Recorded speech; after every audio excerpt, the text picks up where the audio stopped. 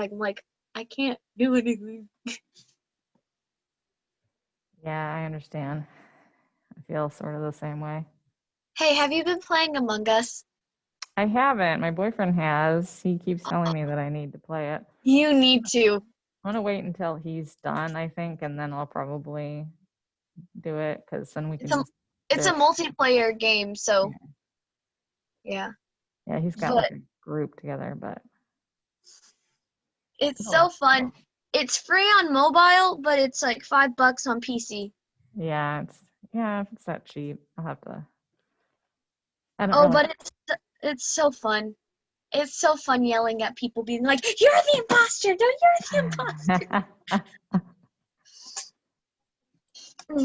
It's great. I love it.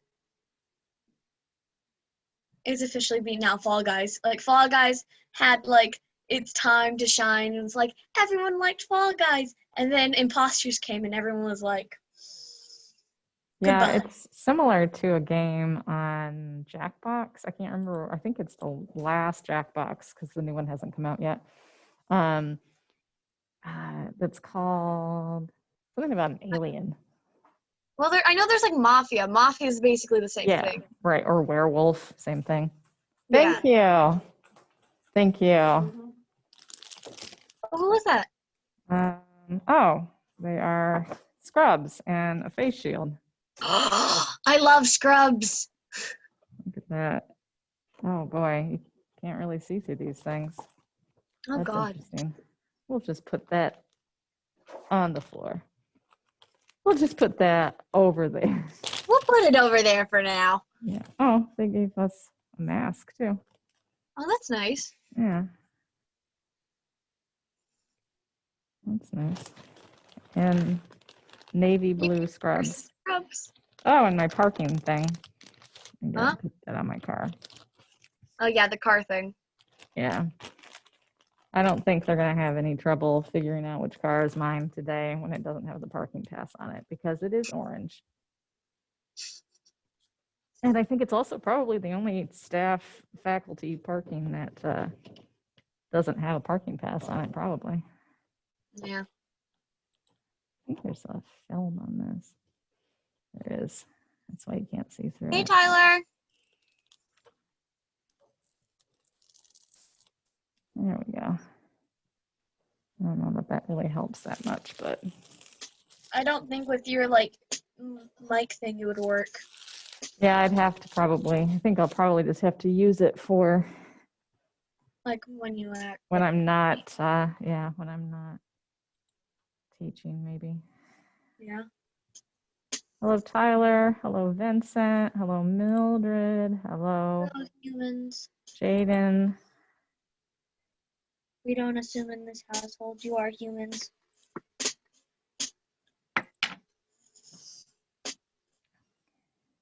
But Among Us is just great. It's a great game. It's so fun, and it's just it's just so enjoyable. Push the button. That was the name of that's the name of the game in Jackbox. It's sort of similar, is push the button. And like the character is so cute. Like look at them. Yeah, they are cute. Mildred, Jaden. Have you played any good games recently? I haven't really. I've been so busy with work and stuff that I haven't really had a chance to play much of anything. I watched uh, some people, like my friends, play Fall Guys. Oh, So I've watched them play and laughed at them. yeah.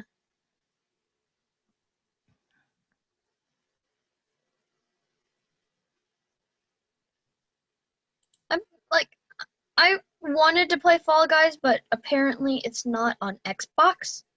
Oh, is it not? I think Yeah. most of them are playing on PC, I think. I don't know for I sure. thought I thought it was like what's it called? Cross Um platform. PlayStation. Yeah. Oh, That's yeah, maybe. That's me probably. and me and my friend we have such a debate on which console is better that we're like, no, we're not starting this. Like it gets, because I was raised on Xbox. I Oh, was raised on it. I was like, it's just, I love it. I love Xbox. But they played more, what's it called? PlayStation. PlayStation, yeah. And I'm like, it's nice. Like I like it. I'm okay with it. It's just it's not my favorite. Yeah, I grew up having a PlayStation, so that's probably my preference. But I understand people who, everybody has their what they Own like the preference. best. Yeah. Yeah. But like it's just I prefer Xbox. It's just I've grown accustomed to it. And I'm like I do like PlayStation. Like I do like certain PlayStation aspects. It has one of my favorite game series on it. Oh, yeah. Well, So that helps well, too. it's not my favorite, but like it's not my favorite game series, but it's like one of my favorites. Detroit Become Human. I really want to play it one Oh, day. yeah, that's a good one. I'm very into what um your choices matter in games Yeah, me too. because I just get so invested with characters.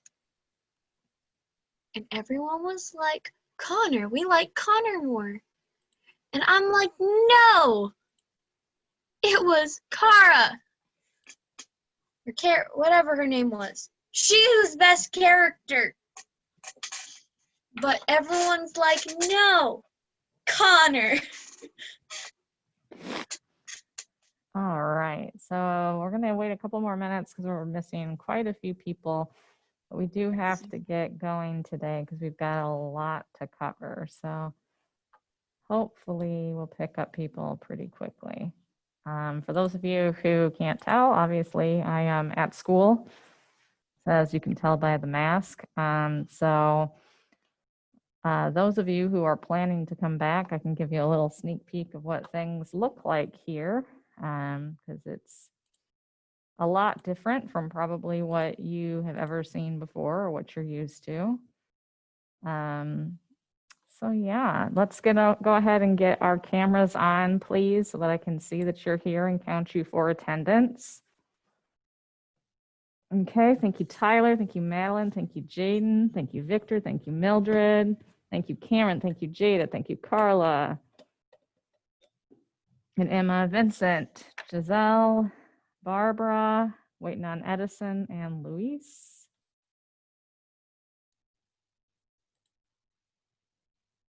Just so I can say that you were really here, okay? For real. Thank you, thank you, thank you. So let me see it really quickly. If you have trouble understanding me today, please let me know because I've got this mask in front of my face and I'm on obviously like a different internet connection than I've been on. So I don't know how much that's going to mess with the quality of the stream. So we'll just have to see. So everybody, I just need to see you on camera, please. Turn on your cameras. If you need to turn them off during the course of the class in order to hear and see me better, you can, but I just need to see you first before you turn them off. All right, we're getting people in here now. Almost everybody's in, I think.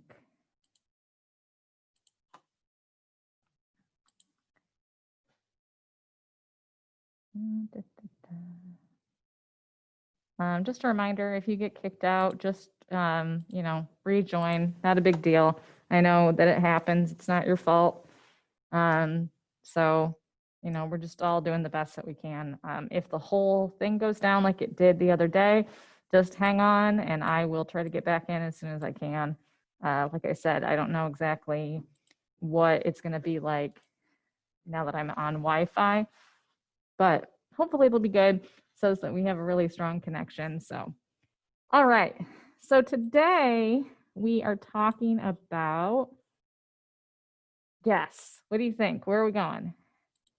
Did you look in Schoology and see where we're going? I gotta try to share my screen here with you. It's gonna be a little different because, yes. Let me get the chat back. Maybe. We are going to talk about the theater of ancient Rome today. All right, so yeah, so today we're going to talk about the theater of ancient Rome, specifically not just theater, but also other types of entertainment that were really popular during this time period, because while theater was definitely something that they were going to, it was not actually the only sort of option for entertainment. In fact, they had a lot of different options for entertainment. So other forms, popular forms of entertainment in Rome, some of these you may or may not have heard of before. The first one, the Circus Maximus and the Colosseum. Has anybody ever heard of either of those places? Don't show me the chat.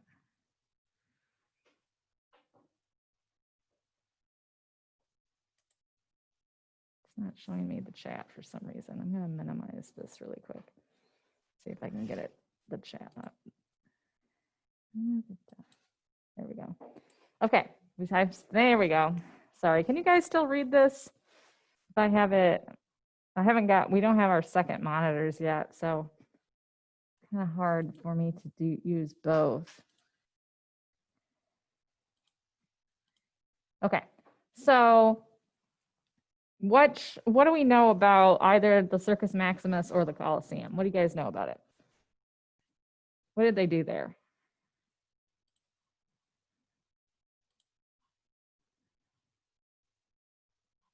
Zoom, yes, Emma, go ahead.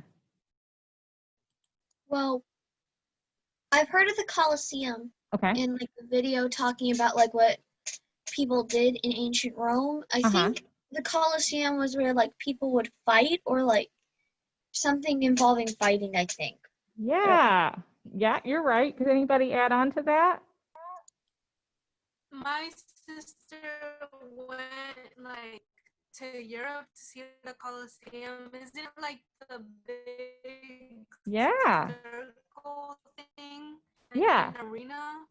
Yes, an arena is a good way to put it. Yeah. So there would be various things. If you've ever watched Gladiator, has anybody ever watched the show Gladiator? The movie that has the Colosseum, right? Yeah, they were used for entertainment. Yeah, exactly. So we're talking about gladiatorial combat. We're also talking about in the Circus Maximus, chariot racing. We're talking about these hunting parties that they would do where they would sort of like bring in these like different like animals from all these different places and demonstrate, have like a live hunting exhibition, right? So that would also happen. So these were huge places for entertainment. I mean, like we were talking about the Colosseum and arena, right? Hosted a lot of people. So while theater was still important, it wasn't as important as it was in Athens, right? Can I go to the next slide from here? What a mess this is. Oh boy. Okay, I'm gonna skip that. So when we talk about theater in ancient Rome, and it doesn't do my animations anymore, but that's okay. We're talking about primarily comedy.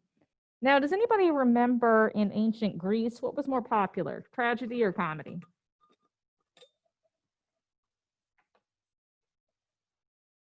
Yeah. Tragedy, Tyler says. Yes, yes, yes. Okay. So this is the opposite, right? When they go to see the theater, they want to see comedy. And the first sort of person, the first playwright who writes really popular Roman comedy is Plautus, okay? His plays feature stock characters, and they're based on Greek New Comedy. I feel like I missed a slide, did I? No, okay. So he's basing this on domestic situations or situations with romance, okay? So they're funny, they're about people, you know, who are in love or families, and they're stock characters, which we're gonna get to in a minute, okay? So he based this on Greek New Comedies. We don't have any of the original Greek New Comedies. What we know about Greek New Comedy is primarily from the works of Plautus. And we have 20 of his plays. So what did he do? Well, he took Greek New Comedies and he sort of edited them a bit, right? He added Roman allusions. He added Latin dialogue. He played with the poetic meter and he added some fun Roman jokes, right? That was primarily what he did to the text itself. His plays were very much based on physical comedy, including slapstick. Does anybody know what slapstick is? Or have you heard of it before?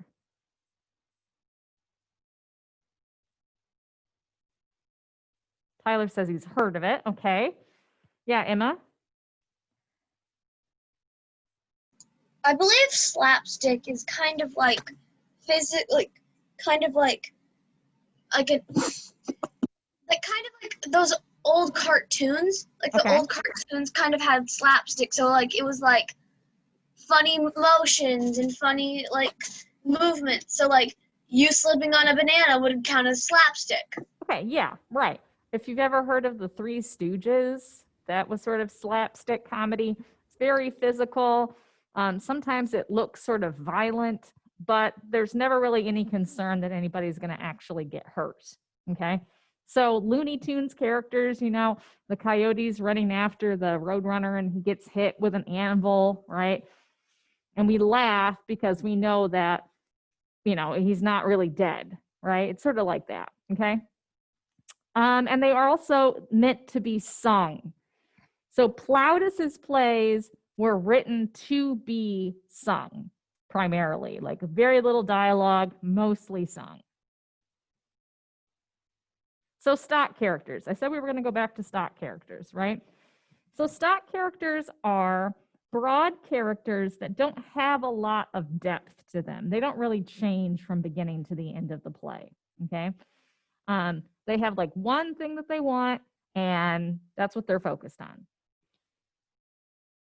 When we talk about commedia, which we'll talk about later, stock characters not only like have like, you know, like the young lovers, so like a young male lover, a young female lover, an old greedy man, a witty servant, right?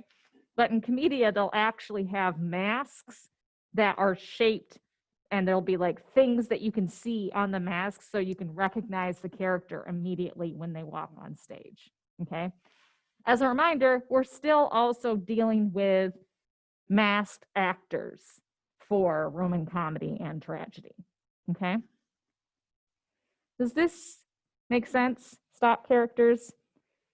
Have you heard of this before? Do you sort of recognize it?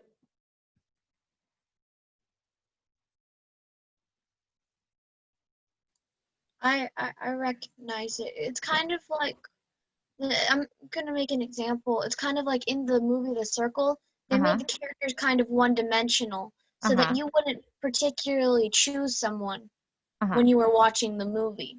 Yeah, exactly. Okay. Yeah, that's a good point. And they're still used to some degree today, right?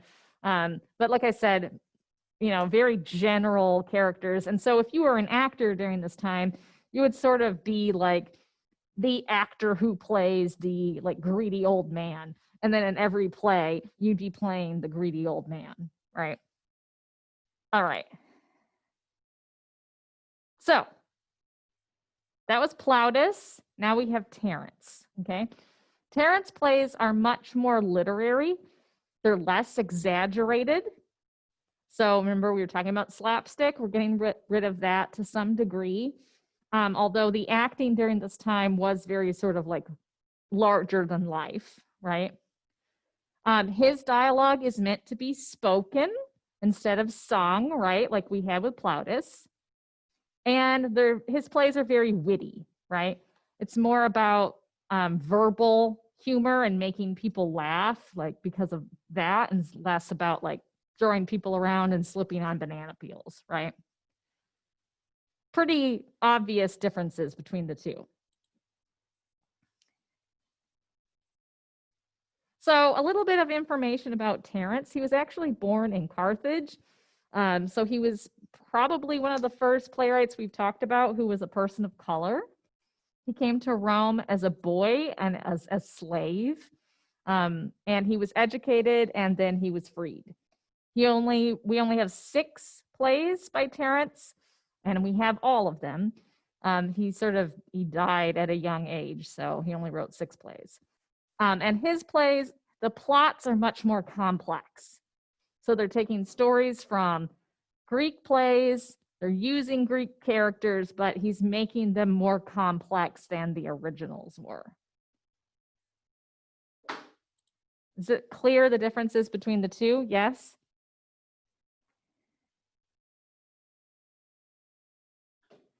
Got a couple yeses in private chats. Julian says yes. Okay. Yes. Okay. All right. So if it helps, make just like a comparison chart where you can put, Plautus on one side, Terence on the other. All right. So mime. When you usually think of mime, what do you think of?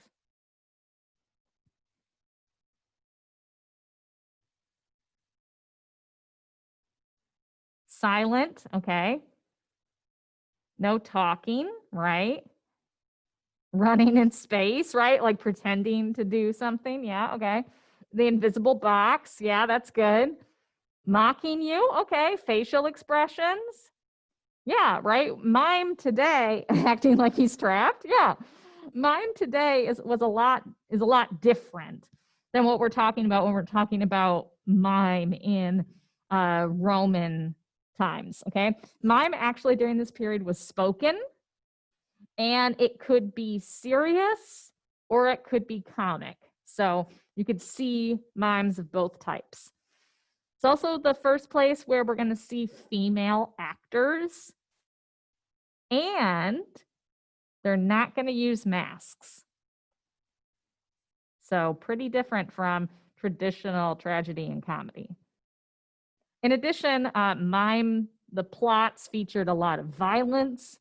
Sometimes they featured a lot of like sexual content, and they also made fun of the church a lot. So the Christian church, when it becomes established, isn't very fond of mime, right?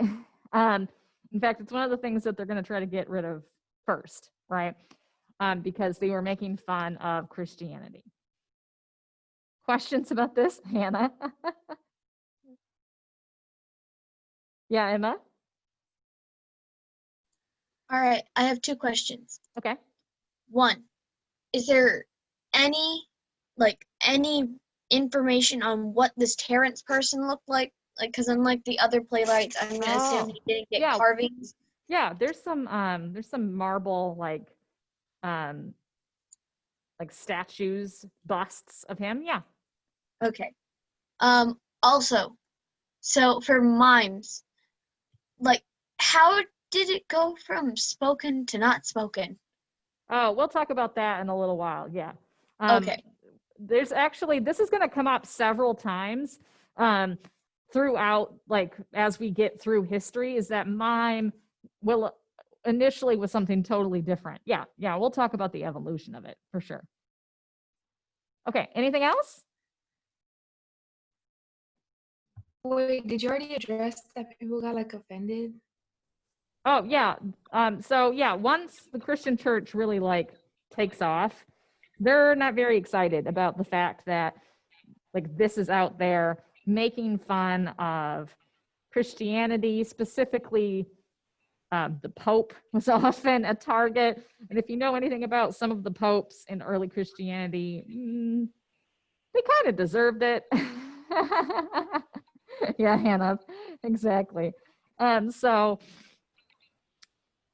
nope, Julian, totally different than what we think about with like the look and everything. It's going to come up again in Indian drama. It's going to come up again a lot in the drama of China. Yeah, completely different. Good Wait, question. hold up. Yeah. Hold up. So this is mimes were Roman, correct? Yeah. Now why do we associate it with the French? Well, Just it's our modern like yeah, that's okay. It's like the modern where as it evolves, right? Think of trying to think of like a good example. There's lots of things that originated in one place and have become to be connected with another over time, right? It's sort of like if one place really like embraces something from another culture and makes it their own, you can almost lose the association with where it came from originally. Does that make sense? yes. Okay. All right. Okay. Good conversation though, guys. You guys are doing good today. Everybody's awake. All right, so let's move on to tragedy. You guys are gonna like this, I think. So we're talking about Seneca, all right? So some of the primary differences between what we were talking about with Greek tragedy and Roman tragedy is number one, Seneca has a chorus that's not really important. It doesn't really drive the plot. Remember in Oedipus Rex, who was the chorus? Who did they represent in Oedipus Rex?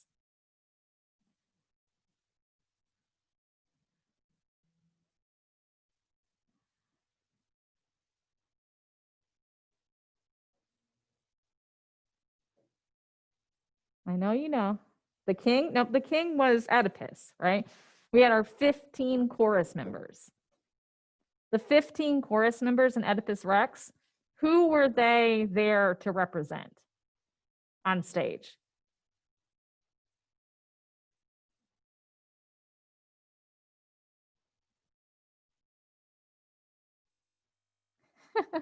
uh, the townspeople, yes, Sinette, right? The citizens, right? They're there. They start off by saying, like, hey, Oedipus, please, like, we need help. And Oedipus is like, chill, I got it, right?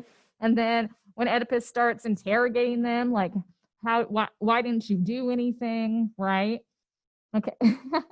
So, yeah. So the chorus was usually important to the plot, right?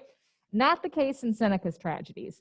They're really just sort of like, they sing a choral ode in between each section. That's really what they're there for. Seneca also puts violence on stage. Now, whether or not these plays were really staged, we don't know for sure, right? They could have been closet dramas, right, which were written just to like be read instead of to be performed. But his plays called for a lot of sort of gory stuff to happen, all right? And we'll see how when we get to Elizabethan era, when these plays get rediscovered, how this will influence people like Shakespeare, who, you know, like in Macbeth, for instance, they have somebody bring the severed head of Macbeth on stage, or in Titus Andronicus, Livia's like hands get cut off and her tongue gets cut out, right? So if they were really done, it's possible that they actually stage some of these types of things. How? Well, they probably would have like made a slave or, you know, a captured person do that part for that reason. So it'd be pretty gory. So yeah, his plays, 5 episodes or acts. divided by choral odes. This is going to come back when we talk about neoclassicism, because they're going to make that into a rule that we have to follow. Yeah, Julian, that's very possible. Yeah. Lots of elaborate speeches, lots of things about morality. Yes, Emma. You're telling me that they would use real people and cut their hands off for a play? It's possible, yes, that if these plays were really staged, which, as I said, we don't know for sure, that some of these things might have actually been carried out.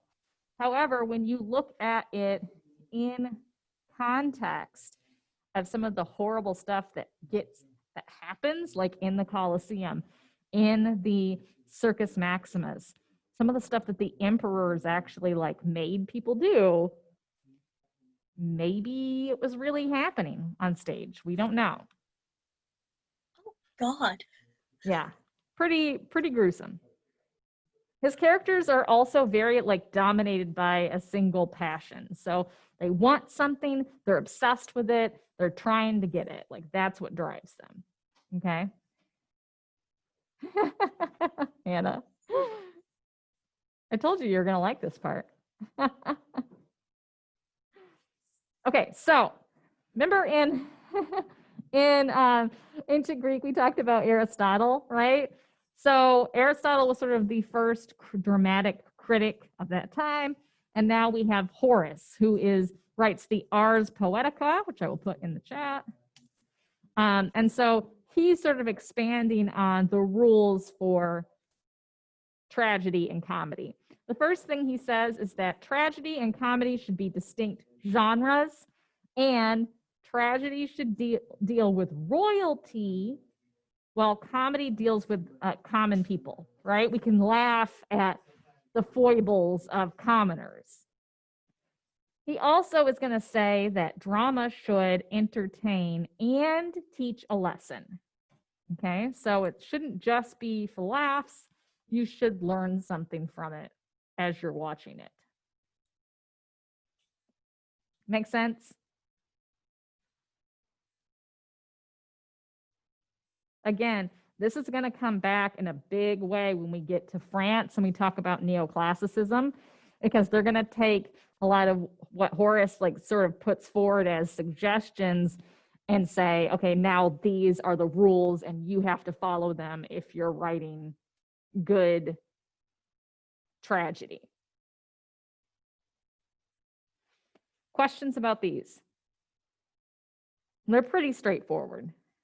We've already sort of talked about this idea of tragedy being about royalty, comedy being about just like regular people, right?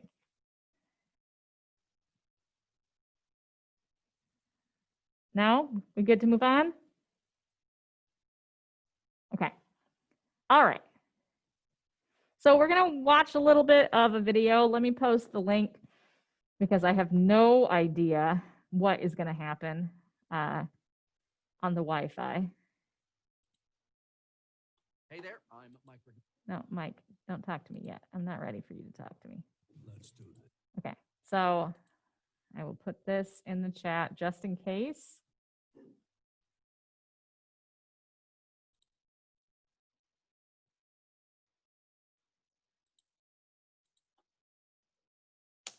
All right, there you go.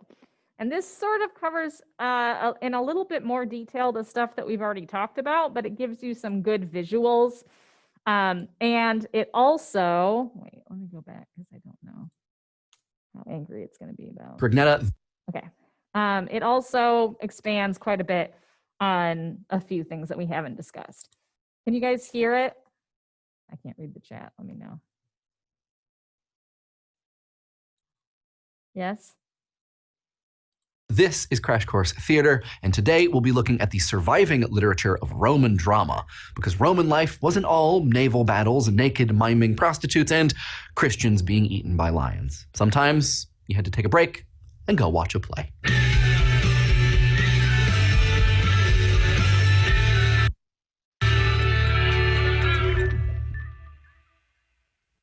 Much like Roman deities, the most popular form of Roman drama were comedies that borrow heavily from Greek originals, especially the comedies of Menander, with a little bit of Attilan farce thrown into the mix. These comedies are called fabulae palliatae. They have outdoor, urban settings and are filled with stock characters. The hero of the play is typically a type known as the adulas case, a young man who is in love with the girl next door, the Virgo, whom he can't marry because she's of dubious parentage, or he's in love with a prostitute, the Meretrix. Then there's the Senex, usually the father or the old man, who's either a strict miser or a louche skirt chaser. Other characters are the Servus, the wily slave, the Leno, the pimp, the Miles Gloriosus, the bragging soldier, and the Parasite, a slave character who sponges off of his master. Sometimes wives and maidservants appear too. These stock characters get themselves involved in stock plots, often a couple plots per play. Typical ones involve thwarted lovers, disagreement between parent and child, and mistaken identity, which is way easier to pull off when everyone is wearing masks. Sometimes there's a direct address to the audience too, kind of like a parabasis, and almost always there's a happy ending, at least for the lovers. Comedies with happy endings are Yorick's faves. He is a man of infinite jest, after all.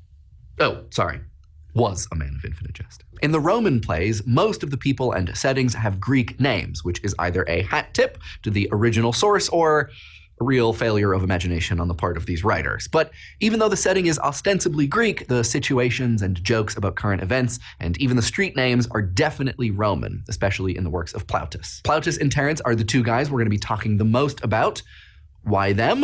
Well, partially because they were the greatest practitioners of Roman comedy, but also because, you guessed it, their plays survived. Titus Macius Plautus was born in 254 BCE in Umbria, a landlocked region with a lot of truffles. Legend has it that he worked as a stagehand in his hometown and then failed as a merchant before moving to Rome to write plays. 130 plays are attributed to him, but take that with a grain of Roman salt. A lot of writers tried to pass their plays off as his.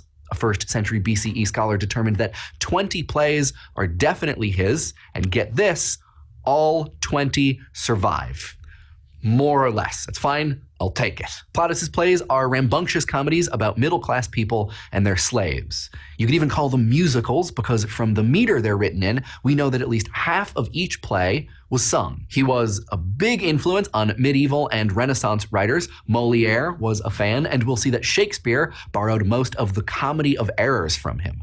People love Plautus because his plays are energetic and uproarious with puns galore and tip-top alliterations that are tricky to translate. Plautus's works are a lot like real life with more prostitutes and twins and songs, which is to say, I guess, that they're not like real life at all, but they are a hoot. When he died in 184 BCE, he apparently wrote his own epitaph.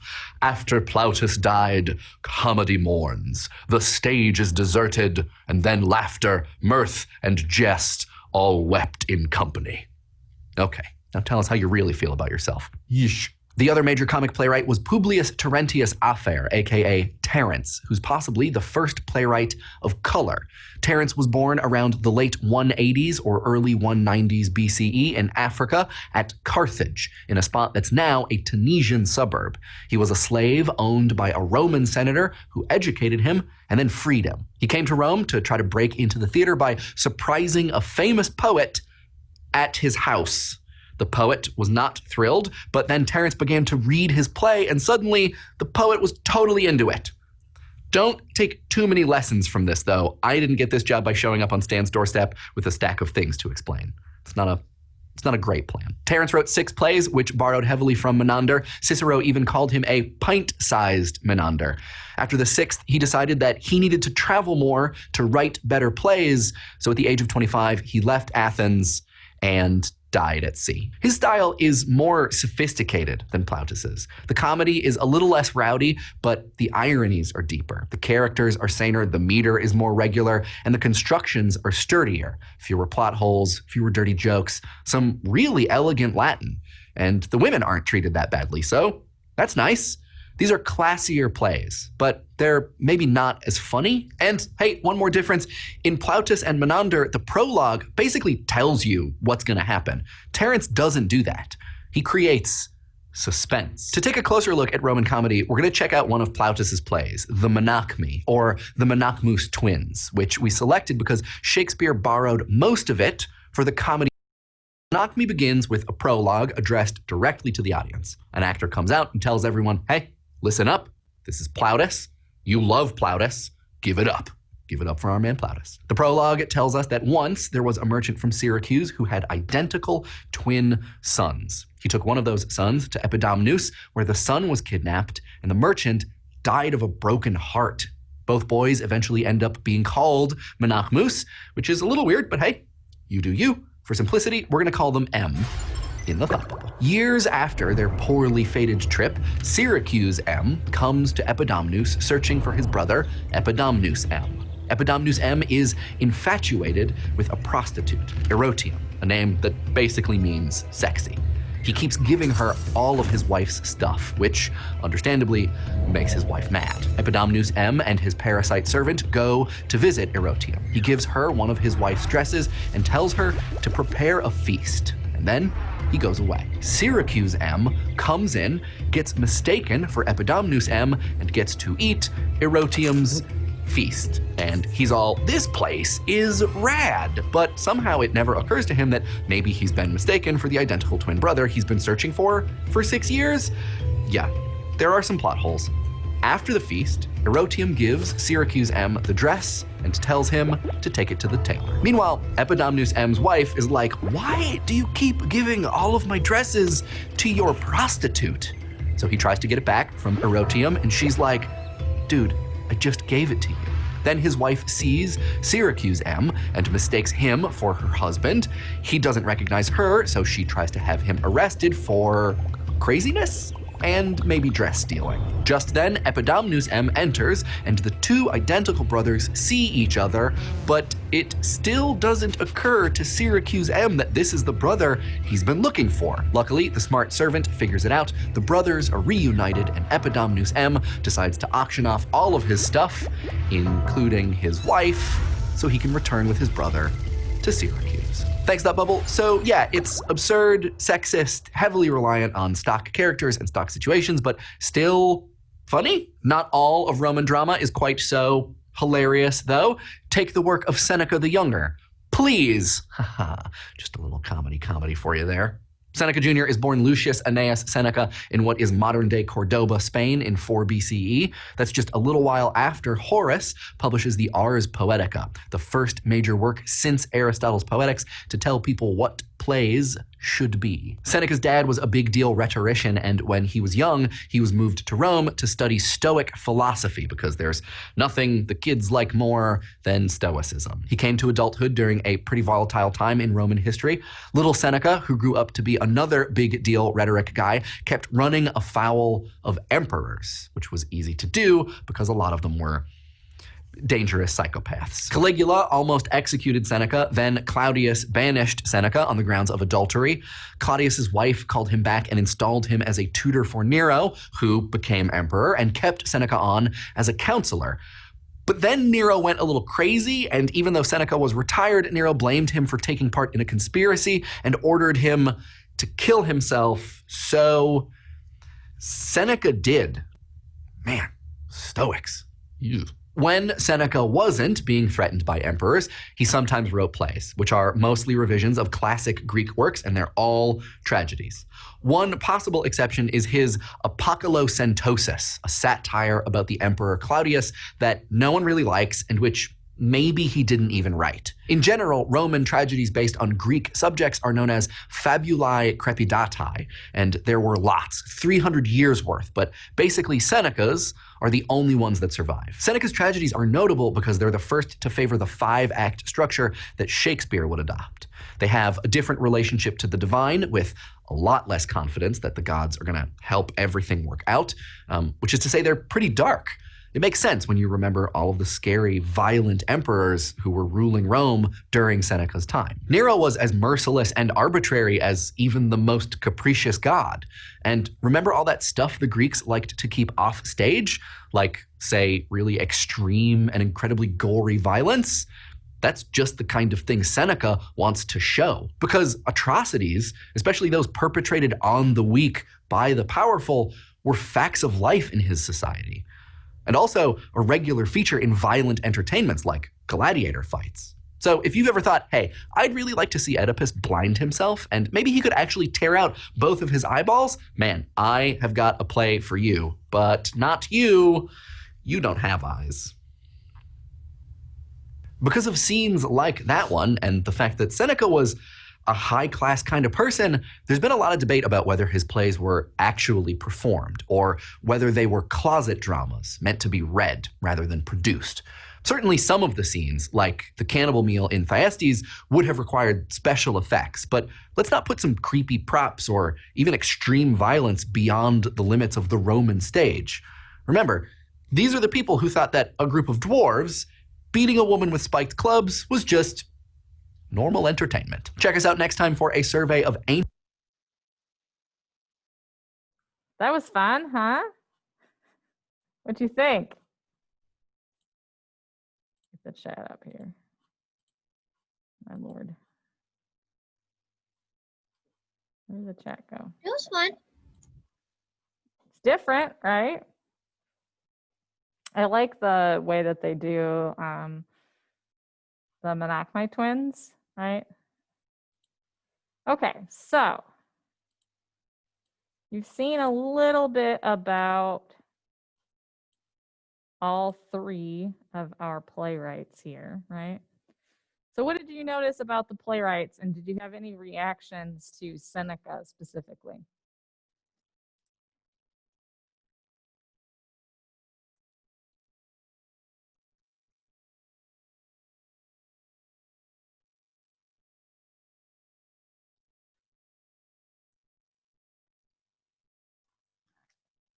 So what ends up happening to Seneca? Does anybody catch that?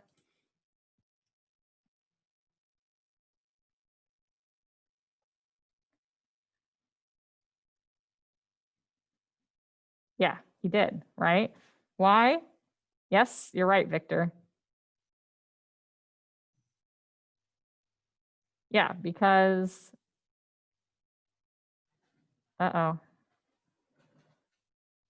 because the emperor, yeah. Okay, good, excellent. Sorry. The lights went out and I got scared. All right, so I'm gonna separate you guys into 3 groups and I'll add the people who aren't here today into the lists, okay? So that you can reach out to them and let them know what you want them to do. If you go into today's folder, you'll see the assignment for today. So group 1 is going to be researching Plautus. Group 2 is going to research Terence. And group 3 is going to research Seneca. All right. So you can sort of get organized today, figure out who's going to do what.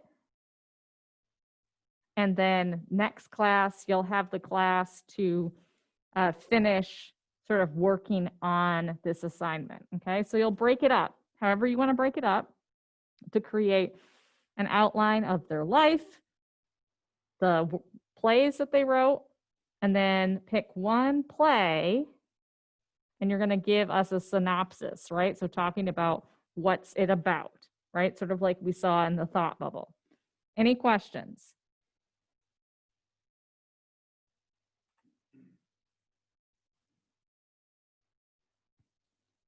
Take a second and find it in Schoology, read the assignment.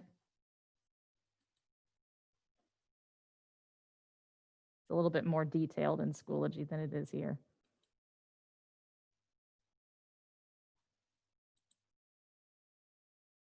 No questions? You feel pretty good about it? Let me make our breakout rooms. Okay. Wait, I have a question. Yes, I am listening.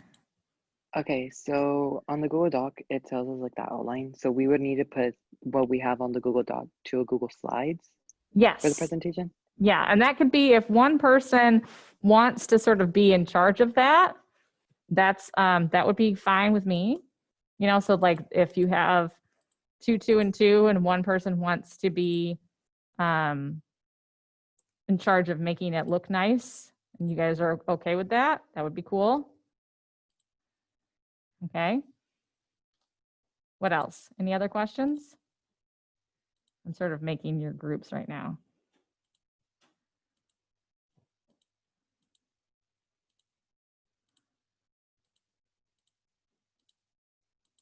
What else? Anything else?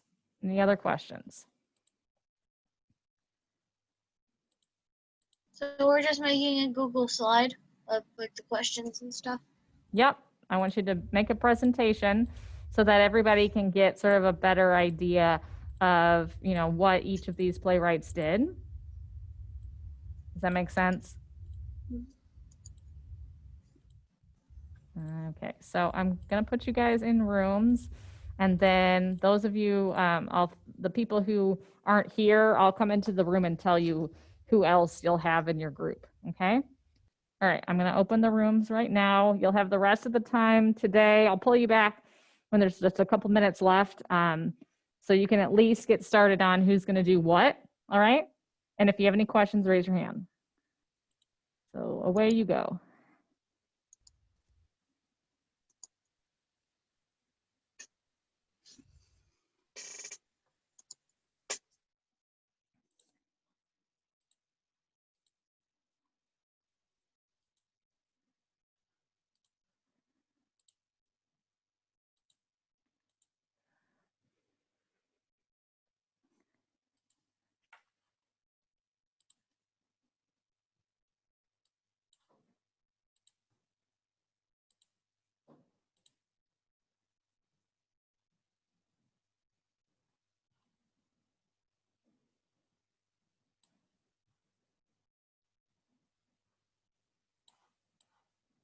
Those of you who are still in here, you need to go join your breakout room.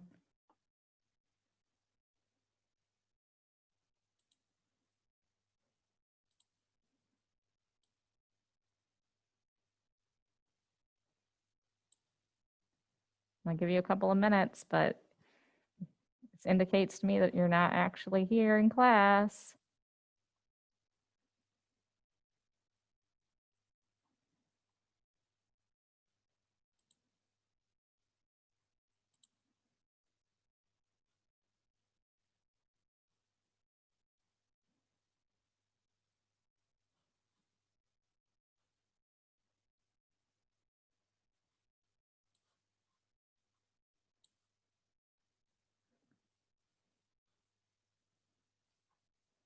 Melissa.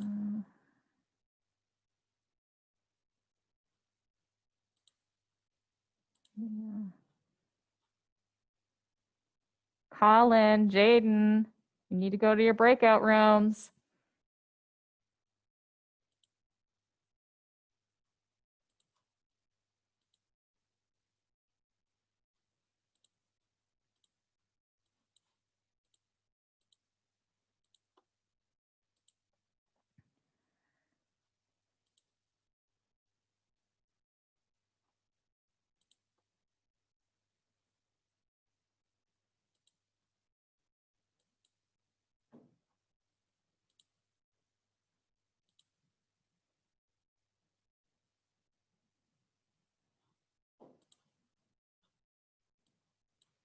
Okay.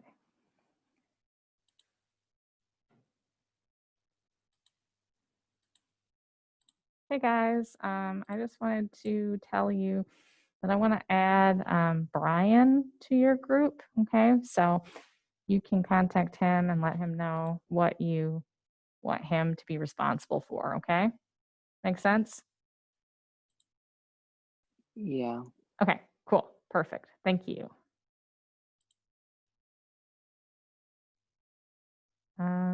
Yeah, that should be it. Hey guys. Okay, so I'm adding Mia to your group. So you should be able to reach out to her and let her know what you guys want her to do for her part. I was wondering about like the jobs that we had, because I know that like Maddie wanted to do the timeline and Okay. like we have like the person who makes the slides, but like what other jobs could we like assign? Well, you can pair up for the timeline if you want. Like maybe one of you can get the timeline and maybe the other one can find like images for it, right? That would be fun. Um, and then you have the list of plays in total, and when they happened, and then your synopsis. Okay. Okay. All right, cool.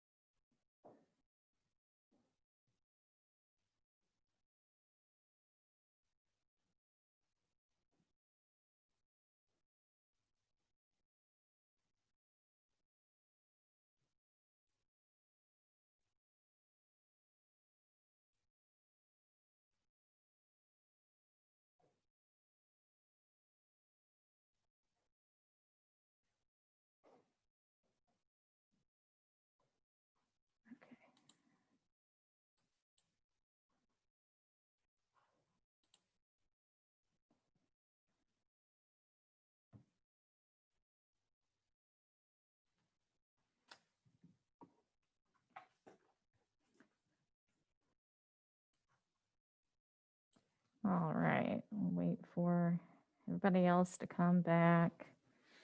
So do we have a plan? Most people have a plan for who's going to do what?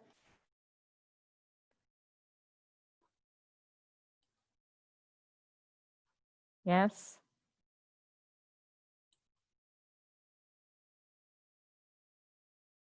I see some yeses. Okay, all right, good.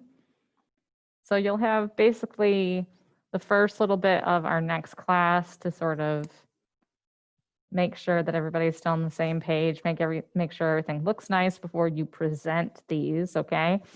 So I'm basically in the presentations looking for you to sort of, expand on what we talked about today, right? We went just through a very sort of simple breakdown. So you're sort of establishing more knowledge for your other classmates, right? So you'll have time to work on it on Wednesday at the very beginning of class, and then you will, if we don't have time to present them Wednesday, we'll present them Friday.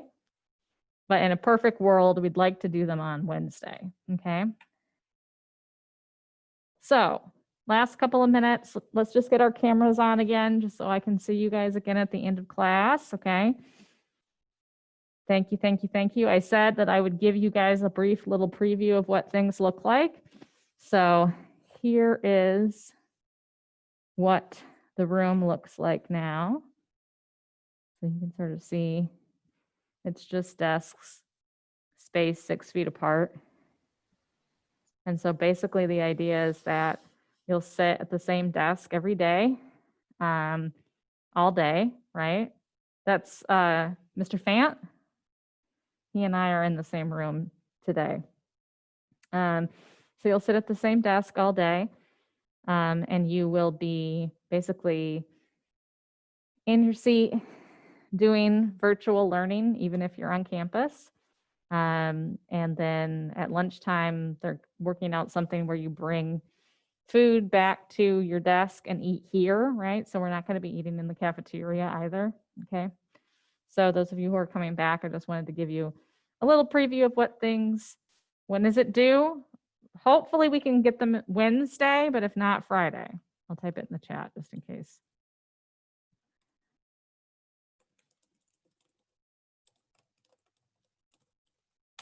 Okay, any other questions? If you don't have any questions, it is noon and I will let you go. I'll see you Wednesday. If you think of anything between now and then, send me a message on Schoology or email, okay? All right, friends, thank you. I'll see you. Take care of yourself. Bye. Bye, Emma. Have a good day. You too. Bye, goodbye. Bye, Edison.